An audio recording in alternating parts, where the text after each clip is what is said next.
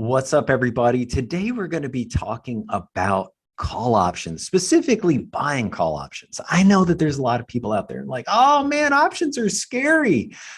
Man, those will get you in trouble. Well, that's true if you don't know what you're doing. But today, we're going to be talking about why options are really cool because they actually give you options. And look, I learned about options when I was trading on the trading desk, and it was terrible. I mean, they gave us a book. It was like this thick. It looked like the Bible. And they were like, you got to learn all this stuff and all this Greek stuff, man. It was so hard to really like wrap your head around it. On the job, it's a little bit easier to understand how options work. But as the years went on, I started to think about options. It's just like, let's just try and, relate options to things that we do in our everyday lives. And that's what we're going to be doing today in our lesson with Luke. So, number one, let's go ahead and think of call options. When you're buying a call option, it's like putting a down payment on something. So, what is something that we put a down payment on that we're all pretty much familiar with? Well, let's say a house or an apartment. So, what happens? You find a house that you like, you love it, you think this thing's the best thing, right? You got to come up with a price. So, seller's going to have a price. You're going to like negotiate, whatever. You're going to decide, okay, I like this house. Well, they're going to say, okay, well, if you're serious, you got to put some money down, right? I'm not going to give you a free option to buy the house. So you got to put some money down, whether it's 5%, 10%, 20%, you got to show some good faith, right?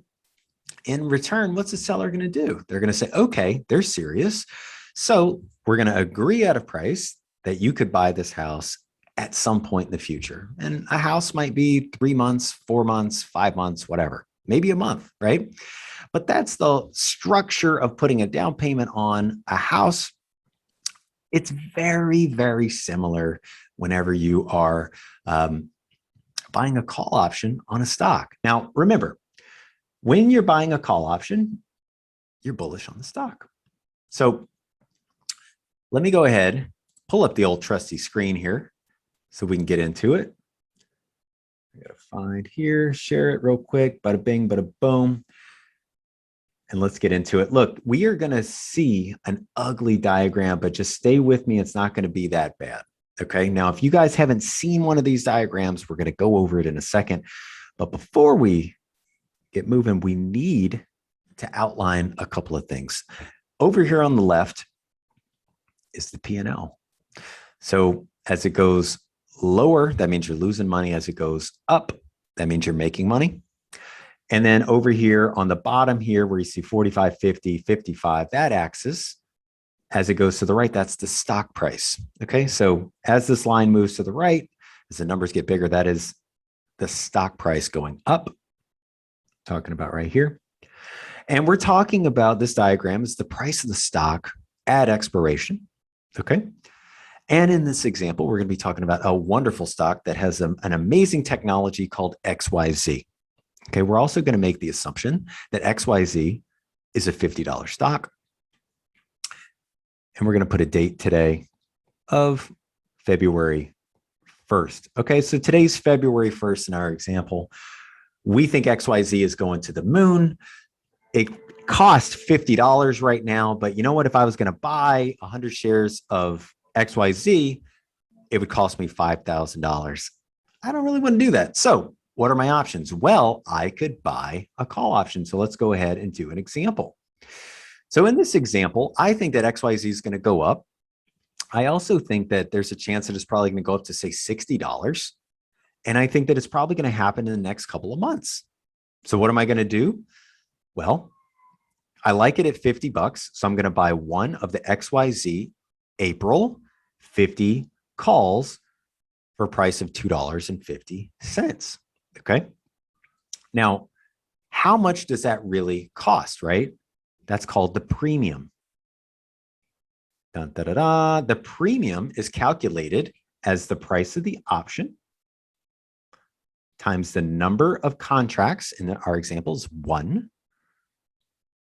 And also we got to know that one contract, one call option represents 100 shares of stock. So you got to keep that in mind. That's what we're talking about. 250 times 1 times 100 equals a total premium for this trade. That's how much I'm spending. That is my down payment effectively of $250. Now let's just keep going and understand a few things. Strike. In this example, we're using a $50 strike. That is the price at expiration that something either happens or doesn't happen.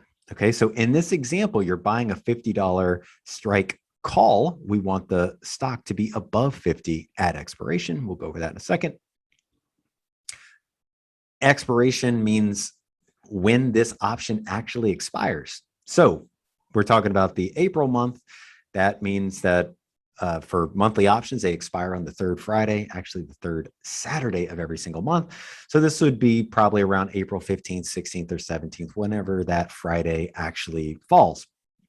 After that date, this option doesn't exist. It's similar to like whenever you get into a contract with buying a house, right? You put a down payment on, you don't have that option forever. There's going to be some point in time where that whole deal ceases to exist. It's very similar to options.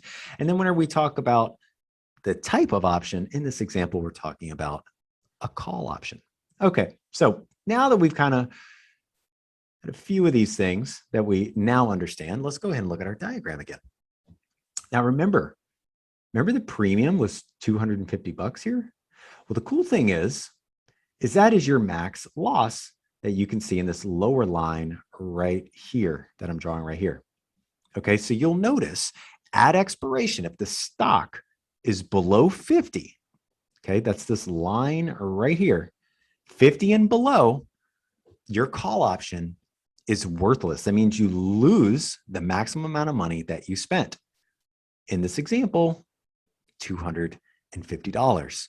Okay, so, you know, above 50, something starts to happen. Now, let me go ahead and explain this for a moment. So why is your call option worthless if it's below 50? Well, remember, what does being long a call option allow you to do? It gives you the right to buy 100 shares of stock at 50. Okay. If the stock was $49, would you exercise your right to buy the stock at 50? No, you would just go buy it in the street. You go buy it on the screen at $49. Okay, so this call option is going to be worthless below $50.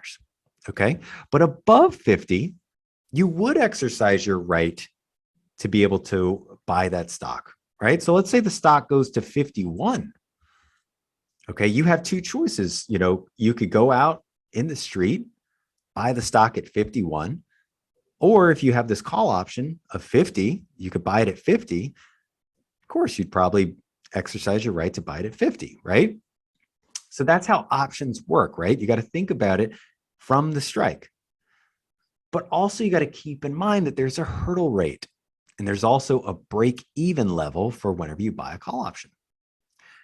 And that is this little point right here. And the easiest way to think about the break-even, and we'll go through this, is you're going to take the strike of the option, so that's 50, and then you're going to add the premium, the cost of the option. So that's 250. So 50 plus 250 is 5250. This point right here is your break-even point. Okay. So at expiration, even though you've got the right to buy a stock at $50, remember you paid $2.50 for that option. So therefore you have to make that money, right? Before you have to beat 52 and a half before you can actually make money. But the beauty is above 52 and a half and your gains are unlimited. So I know this is pretty crazy. I mean, the stock can literally just keep going. Okay. It can go to the moon. Doesn't matter. If it goes to 60, you keep making more money. It's unlimited whenever you're long a call. It's effectively your long stock, right? And what does this line kind of look like? If we drew another line here, that's what a stock looks like, right? Because as the price is going up, the stock price is going up. As the stock is going down, stock price is going down. The cool thing about a call option is you have this floor. That's the most that you can lose. That's the premium that is spent. So let's move over here and look at the risk max loss here equals your premium spent, which we've already calculated is $250. Your max gain is infinity, right? You're basically long stock. Whenever you buy a call, that call option, that stock could theoretically go up forever, right? So that's why your max gain is infinity. Now, break even is very important. I wanted to show that. So again, it's the strike. In our example, it's going to be 50 plus the cost of the option, right? So the premium that you're paying, 250. In our example, add those together, 5250 is your break even. Okay. So that's basically what's going on with a call option. So I know it sounds crazy, it sounds hard, but the cool thing about buying a call option is one, we know that our risk is defined by how much we spend, right? That's that premium. In this example, we spent $250 to control 100 shares of a $50 stock. So we only put out 5% of the outlay than if we were to buy 100 shares of that stock. So you either had to buy 100 shares of stock for $5,000 or you spend $250. That's the cool leverage that comes with options. But the flip side is you have that hurdle rate, right? You've got to make above what you're spending on that call option for this to be a profitable trade at expiration. So you got to keep that in mind is that, this stock, not only do you have to get the direction right, but you also have to get the magnitude of the direction right and the timing right. Okay. That's why when you're buying call options, it's really great to know that your risk is limited, but also you got to realize that, a stock's going to do one of three things. It's either going to do nothing. So if it does nothing, your call option is going to lose money. If it goes up enough, you're going to make money. If it goes up a little, you might lose a little money. But if it goes down a lot, you're only going to be subject to the premium that you spent. And so for that, that's what makes call options really cool. It's a useful tool. Just know how to, use them, know how to manage your risk and become a better investor. So that's your lesson for today. You guys hang in there and remember, always stay bullish long-term. That's how you make big money in stocks. I'll see you next time.